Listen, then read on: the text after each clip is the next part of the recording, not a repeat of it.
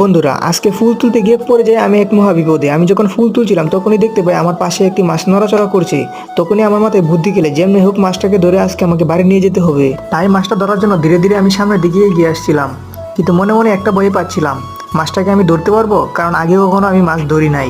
তবে আকাশ পরিমাণে এক সাহস নিয়ে আমি মাছটাকে ধরার জন্য সামনের দিকে এগিয়ে আসছিলাম, কারণ আজকে আমাকে প্রমাণ করতে হবে আমি অকর্মা না। তো এত চিন্তা করার কিছু নাই, আপনারা দেখেন আমি মাছটা কীভাবে ধরি। মাছটা ধরার জন্য আমি ঝাঁপিয়ে পড়লাম, কিন্তু মাছটাকে আমি ধরতে পারলাম না। অনেক ঝাপাঝাপি পরে আমি দেখতে পেলাম যে আমার হাতে কিছুই নাই। আসলে মাছটা গেল কই? এখনই তো আমার সামনে ছিল, হঠাৎ করে কই গায়েব হয়ে গেল।